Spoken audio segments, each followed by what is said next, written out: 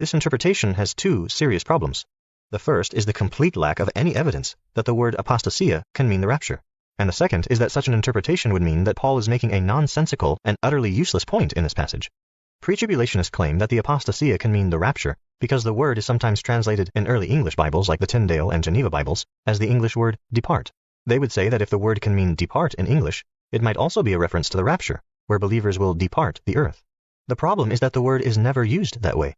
When the early English Bibles used the English word depart to define apostasia, they meant it to be understood in a non-spatial sense, as in, he departed from the faith, or he departed from sound doctrine.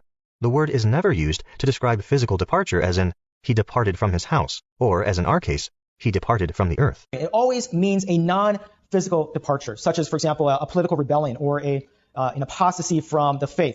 The word is used 5 other times in the Bible, and each time it's used in a political or religious sense, never in a physical sense.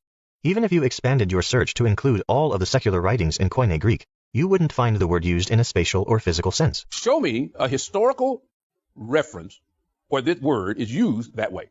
Any writing, any historical writings, 200 years before the New Testament, 200 years after the New Testament. In defense of this view, some pre-tribbers will go so far as to committing the so-called root fallacy.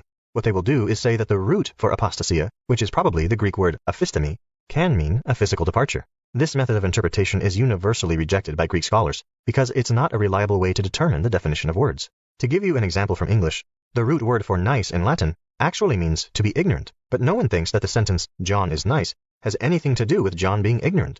Bringing up the root of apostasia is a desperate attempt to defend a particularly bad theory.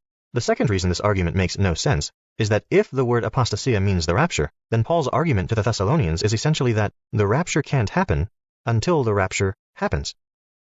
The fatal problem with this is Paul says that these things happen before the coming of our Lord and our being gathered to him, which is the rapture. And so it is illogical to say that the rapture must occur before the rapture occurs. What it's doing is it's making Paul say that, well, the rapture can't come before the rapture. To their credit, this apostasia is the same thing as the rapture theory is openly rejected by the vast majority of pre-trib scholars. Even their own scholars, such as Paul Feinberg and John Walvoord, two of the most esteemed pre-tribulational scholars, have completely rejected this interpretation. They haven't even convinced all pre-tribulationists of this, who argue that the apostasy, in Greek, he apostasia, means the rapture. By that, Paul means the rapture. That's a very difficult case to make, if not an impossible case to make.